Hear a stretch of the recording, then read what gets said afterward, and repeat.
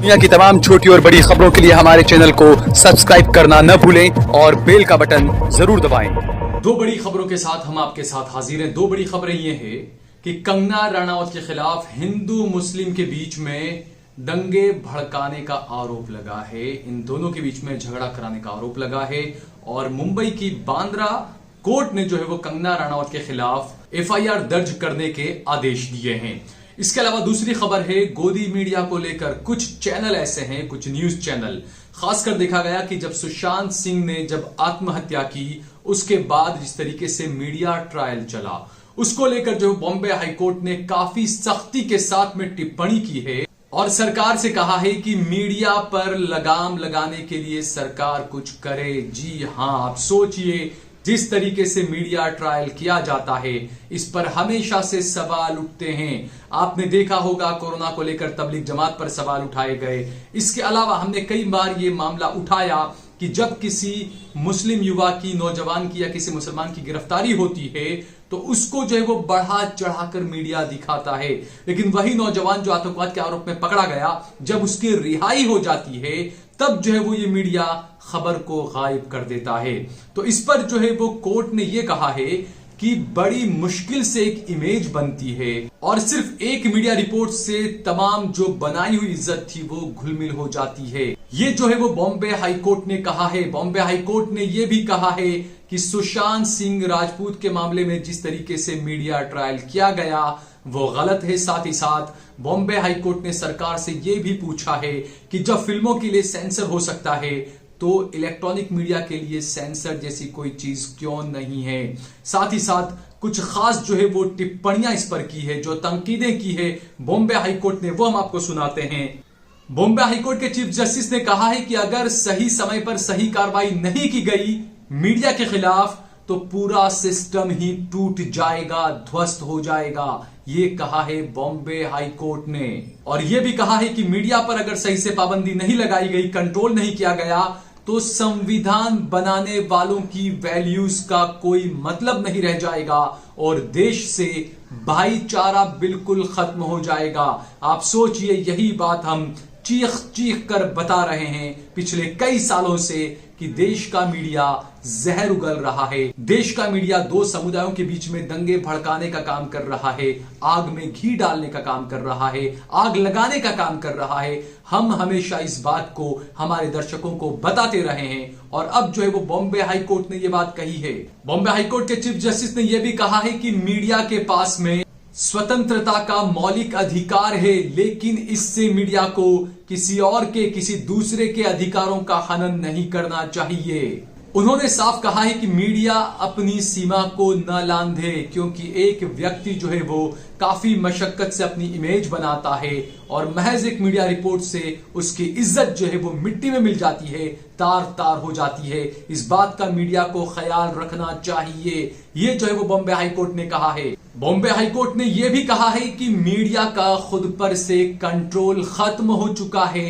केंद्र सरकार जो है वो संज्ञान ले और इस पर काम करे और इस पर कार्रवाई करे। आप सोचिए कितनी सख्त टिप्पणी जो है वो यहां पर बॉम्बे हाईकोर्ट की तरफ से की गई है मीडिया के खिलाफ। ये खासकर उन गोदी मीडिया के लिए है जो देश में जहर फैलाने का काम कर रहे हैं। डिबेट में एक तरफ हिंदू को बिठा देते हैं, एक तरफ मुसलमान को बिठा देते हैं और बीच में रेफरी बनकर जो है वो दोनों को लड़ाने का काम करते हैं। ये मीडिया के एंकर कर रहे हैं आजकल और इसीलिए जो है वो ये कहा जाएगा कि बॉम्बे हाईकोर्ट का करारा तमाचा है ये उन गोदी मीडिया के एंकरों को, उन गोदी मीडिया के मालिकों को जो देश को तोड़ने का काम कर रहे हैं, देश में जहर फैलाने का काम कर रहे हैं, दो समुदायों को लड़ाने का काम कर रहे हैं। आपको बता दें कि कभी सुशांत सिंह की गर्लफ्रेंड कही जाने वाली रिया चक्रवर्ती और रकुलप्रीत ने भी जो है वो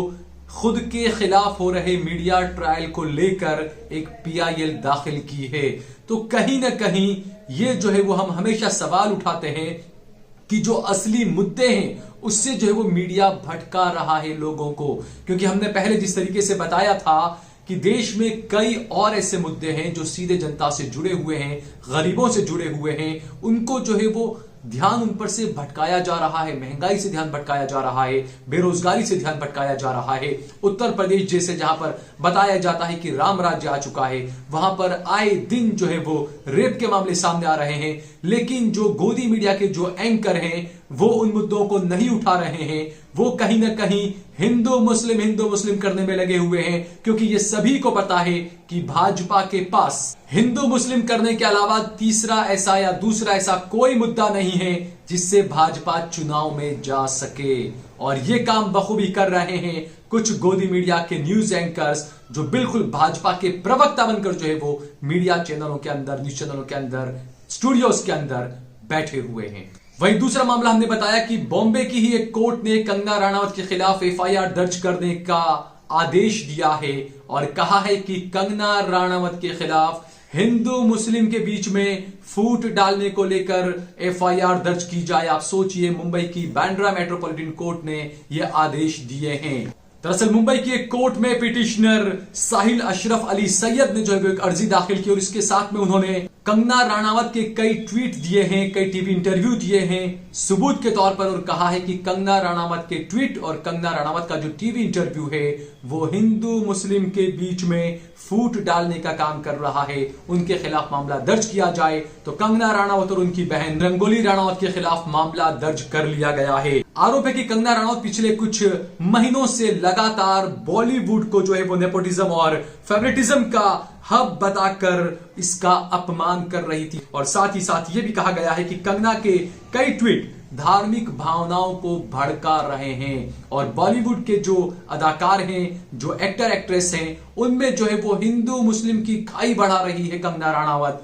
खाई पैदा कर रही है कंगना रनावत। ये आरोप जो है वो इस अर्जी में लगाए गए हैं और बताया जा रहा है कि सबूत मिलने पर कंगना रनावत को जेल भी हो सकती है, क्योंकि जिस तरीके से बांद्रा मेट्रोपॉलिटन मजिस्ट्रेट जयदेव धुले ने जो एफआईआर दर्ज करने के आदेश दिए हैं उसमें यह कहा गया है कि कंगना के खिलाफ सीआरपीसी की धारा 156(3) के तहत जो है वो मामला दर्ज कराया जाए, यानी कि कंगना रनावत की गिरफ्तारी भी हो सकती है, उनसे पूछताछ भी हो सकती है। इससे पहले किसानों को आतंकवादी कहने के आरोप में कर्नाटक में कंगना रनावत के खिलाफ मामला दर्ज किया जा चुका है। तो आप सोचिए कि कुछ लोग हैं, हालांकि जब ये खबरें आई थी कंगना रनावत को जो है वो कुछ गोदी मीडिया ने बहुत ही ज्यादा हाई फाई बना दिया, बहुत ज्यादा उनको कवरेज दिया हिंदू मुस्लिम को करने को लेकर, और उसके बाद ये खबर भी आई थी कंगना रनावत की माता ने जो है वो बीजेपी ज्वाइन कर ली है। हालांकि इस खबर में कितनी सच्चाई है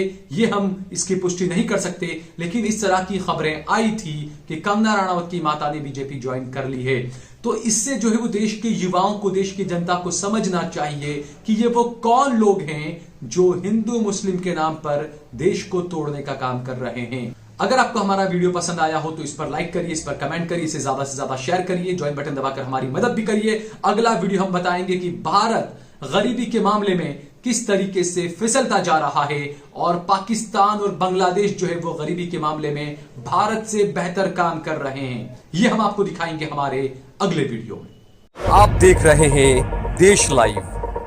देश की आवाज।